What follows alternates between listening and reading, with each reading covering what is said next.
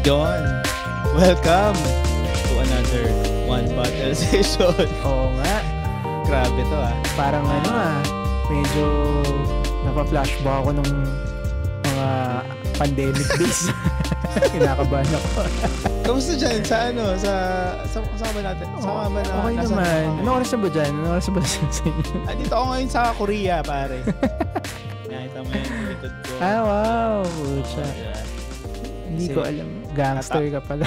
Hindi, natakot nga ako kasi baka umulan eh. Diba? Mabaha to pag ano. Oo. Anong pelikula yun? Nakalimutan ko yung title. Parasite. Parasite, yan. Parasite, yan. Grabe. Nakitira muna ako sa kanila. Yan. Ano ka ba? Exchange student ka sa South Korea. Pero ang ganda, ito kasi nakakatawa kasi nagsa-sound trip ako kanina. Pare, alam mo na. Ano bang natin? Sound trip mo? Pare, Shattered Like. Pucha. In a River Maya, pare. Maya. Ngayon pag-uusapan natin. Oo. Dito sa One Bottle Session ng Hello Ma'am Sir Show. Oo nga pala, One Bottle Session ulit. Tagal na. One Bottle Session to. Ito yung mga episode na mga 20 minutes ganyan na episode. Quickie lang, quickie. Asa palagay mo? Sa balitang Well, it's about time kasi pucha, ang E-Heads pare, nakailang reunion na ba E-Heads, di ba? Ang Maya, wala pa. So, by the way, napanood natin ng River Maya sa Expo last year lang yun. Pero yung lineup nila is sila lang yun. Si Jolina, ang pangalan nito? Si Mika Peralejo. Pero joke ni joke ni sino ba yung nag-joke kasi para nung pinapakilala sila syempre si Mark Escueta tapos si Mike Elgar. Di ba asawa niya yung Mike Elgar? Hindi ko kilala eh. Pero nung pinapakilala na si Mike Elgar or parang nung pinakilala niya yung sarili niya parang si Jolina daw siya. Anyway. Pero yun, it's high time. River Maya, isa sa mga, natin yun, legendary bands of the 90s, no? Oo. Grabe yun, pare. Naalala mo ba yung, nagkaroon ka ba ng album ng River Maya? Yung ang pinakinggan ko na River Maya na huli is yung yung free album. Yung free album? Free album? Di ka nga maalala. Yung free. Yung Shattered Like. Okay. Diba? Andun yung Shattered Like, diba? Hindi ko kabisado yung Kasi meron akong ang pinakauna ko is yung River Maya album, which is I think grade 4. Grade 4 ako. Grabe. Tagal na nun. Yung unang tape na binili ng nanay ko para sa akin is Eraserhead Circus. At saka River Maya Maya first album. Hindi pala Shattered Like, hindi ka pala kasama doon. Hindi. Mali. Ambulansya ay yung pinaka natatandaan kong kanta ng River Maya nandun sa album na yun na free. Okay. Ambulansya. Man, ayun, nakakaano yun, grabe. Naalala ko yung mga classics na yung If. Saka lagi namin ginajam din yan eh. Alam mo yun? Kasi madali lang yung chords eh. Actually, apat. Ba chords ng nung kanta na yun, sabi mo? Ng If. Hindi ko na maalala. Alala ko na lang ata is LC. LC, no? Yan standard yan ng mga mandiligaw dati nung high school. Oo, diba? Papasikat ka sa mga, syempre yun yung yun yung tugtugan eh. Ano paborito mong River Maya song? Ano bang paborito kong River Maya song? Good question. Siguro, hindi ko maalala yung title eh. What the hell? Kailangan ko tingnan. Ikaw ba? Talaga, men. Shattered Like. Shattered Like. Of course, Shattered Like. Yung pinapaborito kong kanta. At saka yan, Ambulansya. Kasi yun eh. Para siyang anong kanta nung... Para siyang parang siyang dinerive sa isang kanta na kanta ng ni yata David Bowie yata or something na parang ambulance din yung team. Ayun yung sinasabi nila na ganun dun ginaya yung kanta na yun. Pero ayun, nag-resonate sa akin yung kanta na yun, Ambulansya. At saka yan, Shattered Like. Shattered Like. I guess ako Shattered Like, saka baka 20 million, I think. Gusto ko yung kanta na yun eh. Grabe, nice choice. 1994 pa pala to, no? Yung first album. Parang naalala ko yung tape na yan, yung Sand Dunes, yung cover. Tapos syempre, first tape ko yun. So, first album ko, di ba? Parang tingnan mo pa yung mga pictures nila. Di ba? Doon sa sleeve. Grabe. Dati, no? May pa yun, no? Yung sa sleeve ng mga tape, tsaka mga CD. Talagang titignan mo pa siya, ganyan. Yung lyrics, syempre. Parang yung naalala ko yung may gimmick sila before na yung second album, I think, Trip. Yung Trip na album, yung may siya, yung parang, hindi ko alam kung kailangan may special edition yung meron ka pang ilalagay na, sabi nila yung artwork daw sa harap. Ewan ko kung totoo yun baka lang yun. Baka, Anong meron? Yung kasi abstract yung yung artwork ng cover ng Trip. Titignan ko nga ngayon. Yung parang purple and green, ganyan. Titignan ko din yan Tapos sabi ng mga kaklase ko dati, nung grade 4 ako, parang parang meron daw yung, parang may pinapatong pa na parang holographic sheet. Para, baka bullshit lang yun.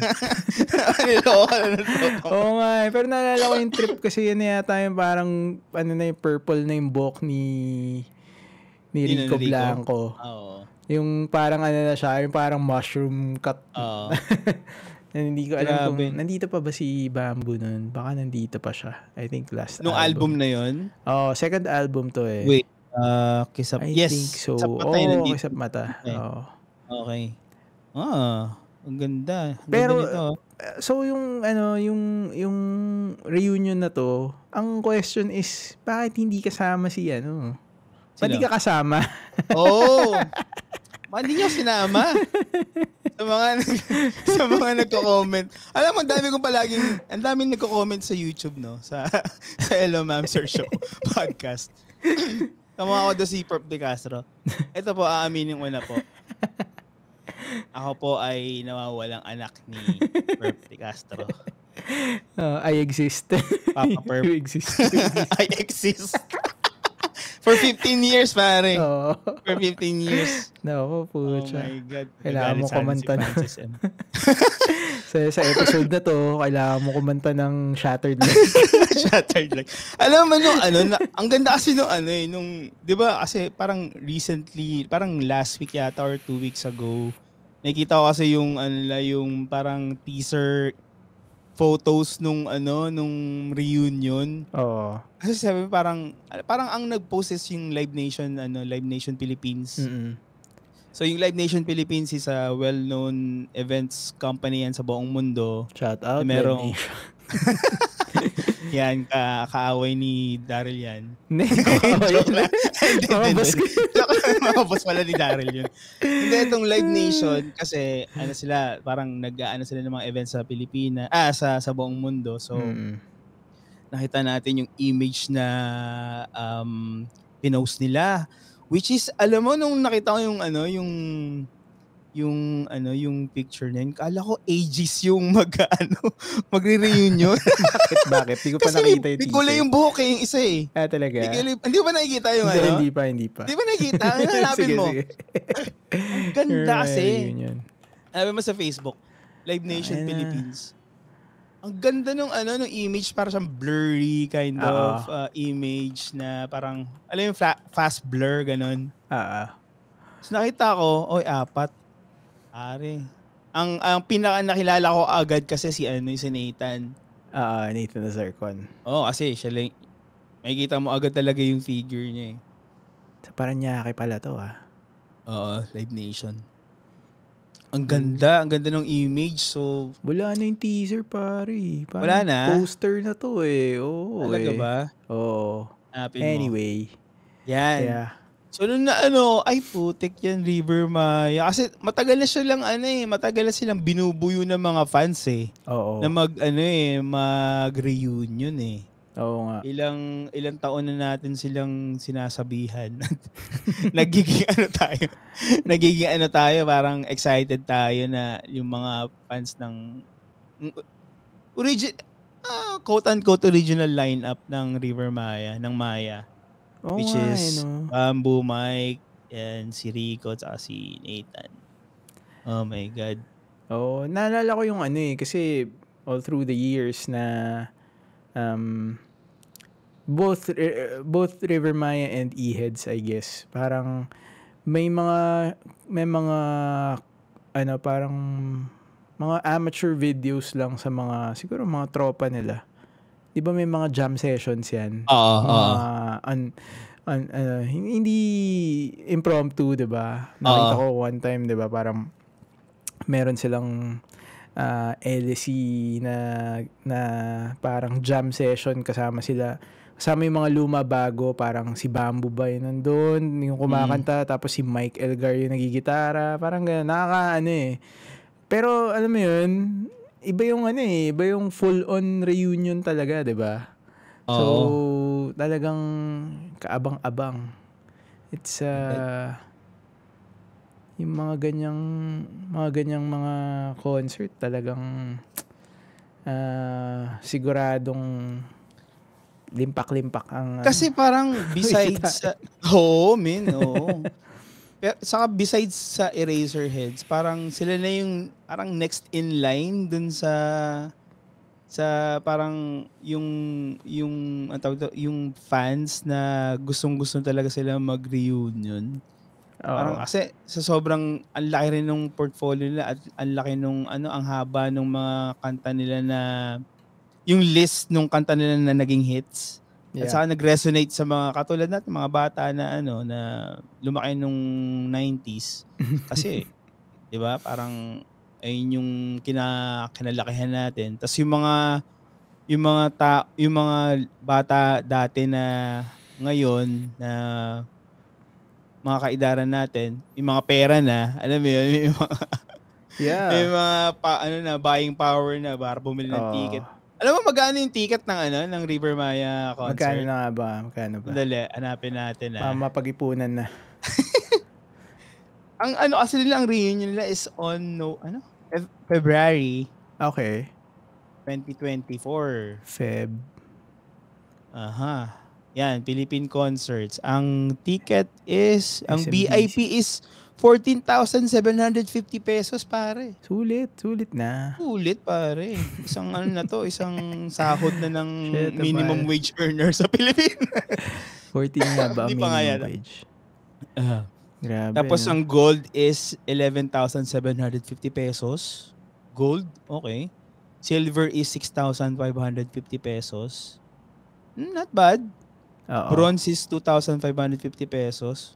Pwede na yung bronze. Oo. Okay na yun, pare. Once in a lifetime opportunity mapanood ang River Maya ulit. Oo. My God. Interesting. Oo. Ito. Ikaw, anong pipiliin mo dito? Siyempre yung kung may magbibigay ng ticket sa pero wala kasi tayo dun So, wala nga. Sadly, sa Dubai. Sana mag-reunion sila, napunta sila kasi ginawa yan ng E-Heads yan. Magandang. Nung pumunta sila, nag-reunion sila, parang second or third concert nila. Nagpunta sila ng Dubai, pare. Tapos naalala ko yung concert ng Dubai leg nila. My God, sobrang daming tao. And super emotional naming lahat nung napanood namin yun. And, pa yun, pare, may opportunity na, nagkaroon ako ng opportunity na meet ang Eraserheads, Chong. Talaga? Oo, na-meet ko sila. May picture ako nun. Sa backstage? Ilalagay ko sa picture. Ilalagay ko dito sa Ayan, sige, labas mo. Ayan, ilalagay ko yan. Sakto kasi River Maya episode. Oo, River Maya. Paborito mong kanta ng River Maya is Buloy Talaga ako, chinelas pare, chinelas. Asan ang chinelas ko? Oh my God. Oo, pare. Ito ginugoogle ko lang pare kung bakit wala si Perf. Pero walang Okay. Pero merong article dito sa online.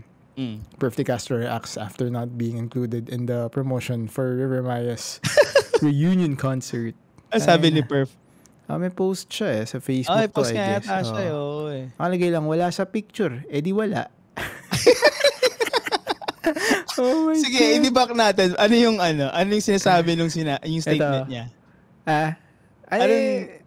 Mare, mabigat yun, di ba? Parang, tangina. Kumbaga kung si Tito Luis nag-post ng ganyan. Di wala, parang ano yun, Actually, yung pinakauna kong hindi nakita, ang nakitang post is, pinafollow ko talaga si, paborito kong banda na The Teeth. Yung singer, si Dong Abay. Alam ko hindi nakikinig si Dong ng HMSS pero kung matisod ka Dong, ayan. Sabi ni Dong, Guns N' Roses na walang slash. Oo nga naman. Dami nag-react ng mga Pero sa palagay mo, bakit hindi nila in-include si Perf de Castro? No idea pare, kasi alam mo naman yun knowing in the first place, 'di ba,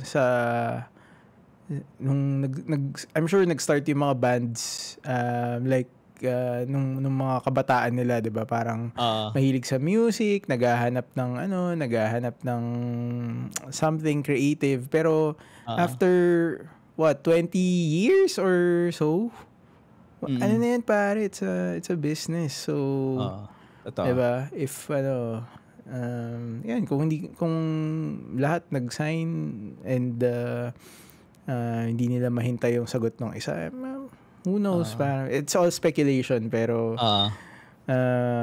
at the end of the day, it's a business, diba? Pero gaano ba kahalaga si Perf de Castro sa River Maya history? Obviously, man. Ano diba? Yun, diba? Original yun, diba? Original, isa sa mga original si Perf. Yun nga parang like any other, more than say boy bands and girl bands, ganyan. Ang banda, kayo yung tawag dito, kayo nag-produce ng mga kanta, especially for example first albums, first hits, diba? Lahat kayo yun input nyo lahat yun, so essential yun lahat, I guess, diba? And the good thing about yung mga ganitong reunion is actually para ma-experience natin ulit before mawala yung mga magagaling na musikero natin, diba? Mga heroes natin yan. Diba? Naghiwa-hiwalay na sila through the years, pero meron tayo laging memory nung band na yun together. So it's 'di ba, ang dami na nating news na naririnig about mga musician na nag-pass away na, 'di ba, never natin narinig live. So totoo. And saka it's different to hear musicians live. 'Di ba? Sad to say, hindi natin masyadong nagagawa yun na makanood ng mga concerts, pero it's different. So usually ba ilang kanta nilalabas nila sa concert nila? Mga 20, 24 ganyan. Siguro, depende. Tagal na rin ako hindi nakanood Pero like for example, yung ano ba yun natin pinanood na concert? Jacob Collier. Yan, Jacob Collier. Nakailang kanta din siya. 1 hour and a half. So, dami nun. Madami nga din yun. So, kasi yung nanood naman tayo ng mga OPM bands sa Expo. Ano naman yun parang sino ba huling napanood nating OPM na at least yung Expo, yung last day na Expo, andun yung Maya, andun yung... Ay, oo nga pala, Maya. Moonstar yata. Nandun yung Moonstar. Moonstar. Shit, di ko na maalala o sino iba. Pero, ayun. Kumakain lang kasi ako sa sige. Hindi ako nakikigulo. Ang daming tao kasi rin yun, no?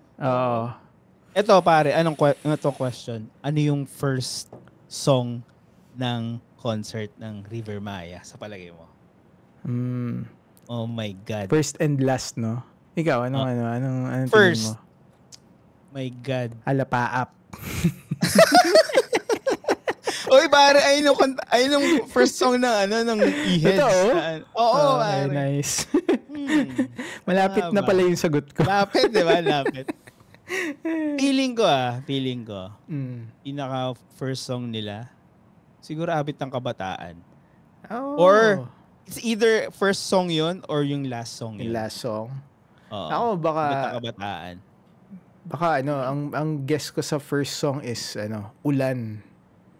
Oh my God, oo, Pare, no? the first hit, diba? First hit. Ulan. Oo. My Saka God, imagine mo, mababaliw yung mga tao. Unang, diba? Oo, wasak yun, sigurado, no? Sigurado. Oh my God. Oo. Imagine mo yung energy ni Bamboo. Kung paano niya kantayin yung Alapaap. Ina, no? Ang ganda nun. Ulan, Alapaap. Magkadaan. Tapos tingin ko last song, 214, pare. Yung Ay, putik. Iyakan. 214, oh my God. Iyakan sa dulo. Feeling ko mid yun eh. Feeling ko mid, 214. Kasi isa sa mga, naalala ko may gumawa pa nung may vlog na si Rico. Diba?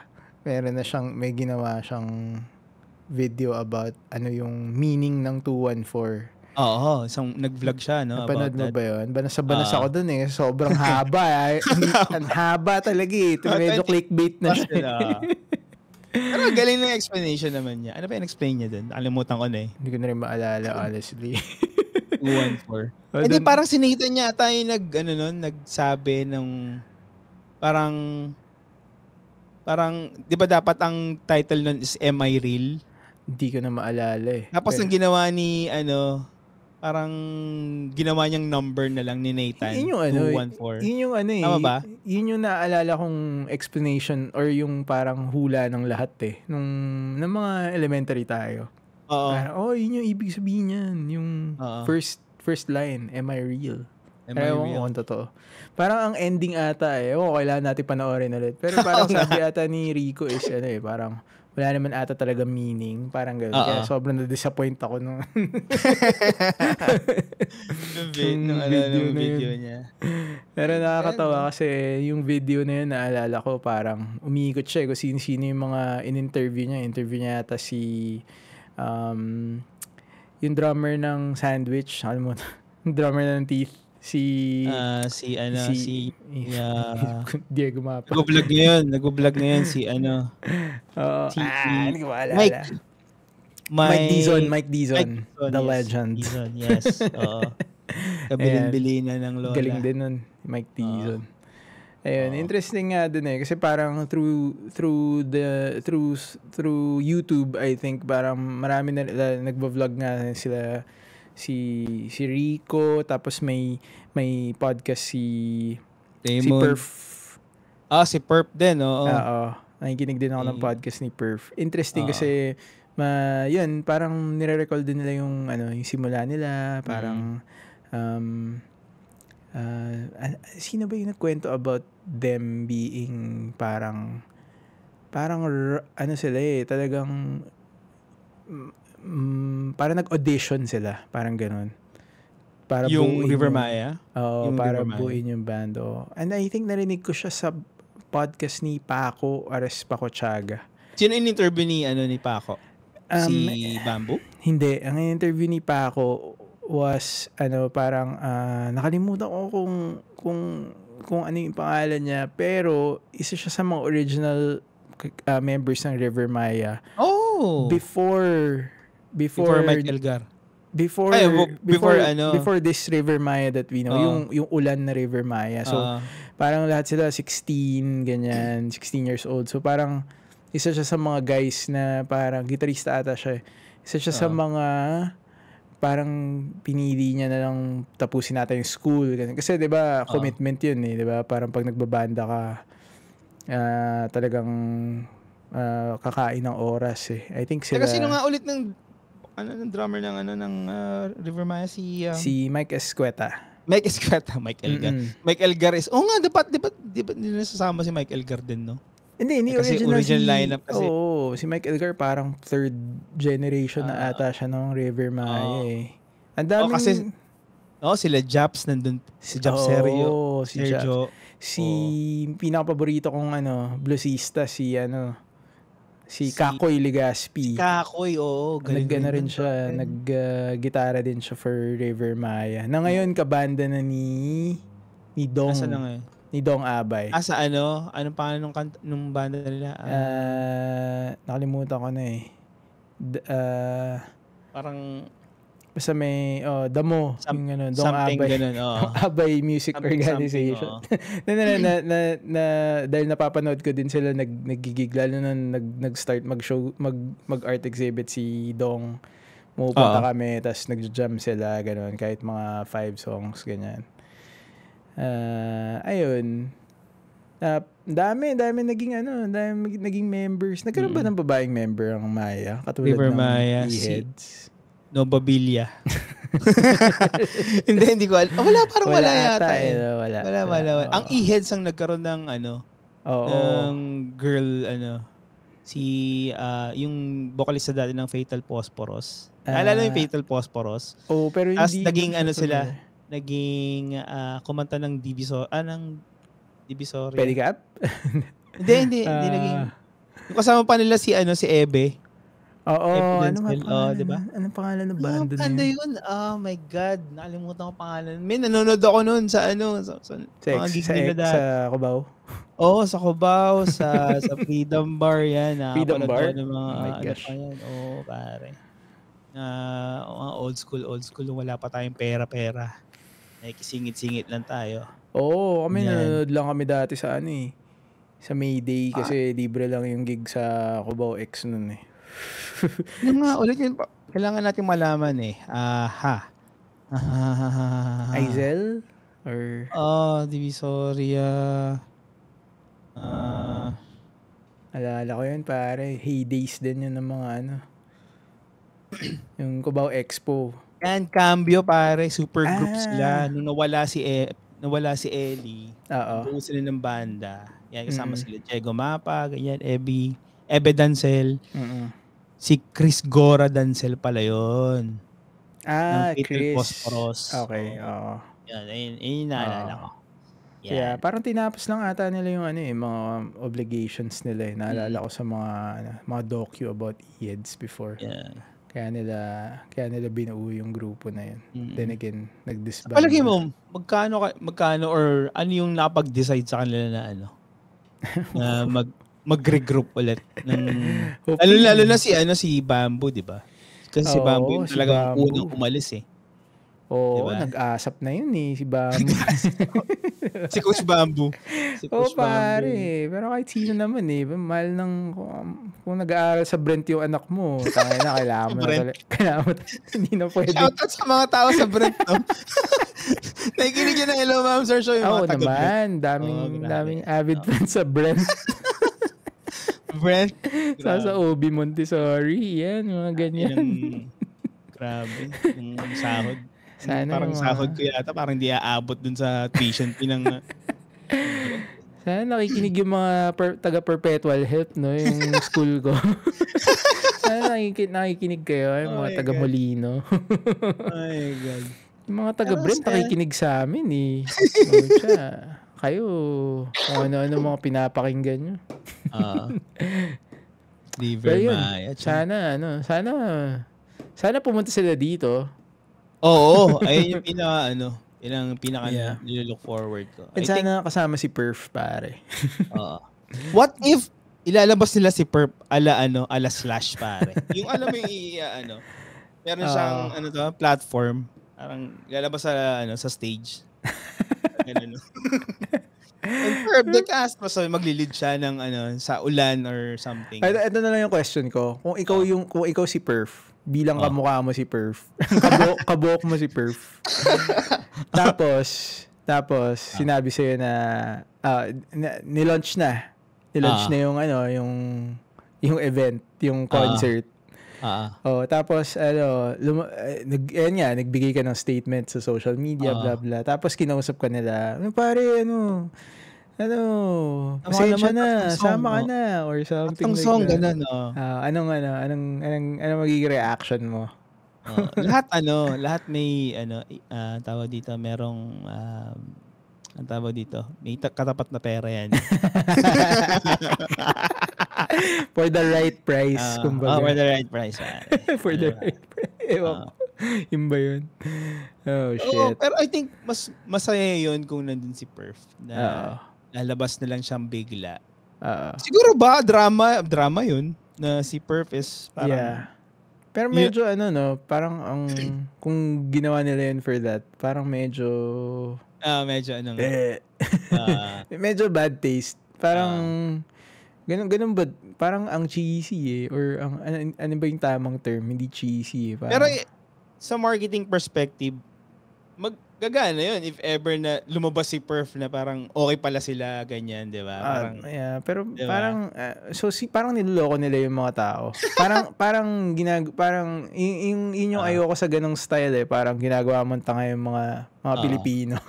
Or baka hologram si Perf de Castro. Parang si Tupac. Huwag naman, pare. Hindi. Alam mo yan. Sana ako talaga. AI na lang, AI. Wala sila nila si Mike Elgar, tapos si AI nila si shit. Deepfake. Anywho, medyo, pinag-usapan lang natin kasi exciting din no? Alam mo naman yung mga ganyan. Parang, dahil hindi naman sila disband pero matagal nang hindi nakikita yung original lineup. Original lineup. Sadly wala si Perf pero alam mo yun. I guess it's still a good thing and exciting para sa mga Pilipino. Sa mga fans ng ng original Filipino music. Yes.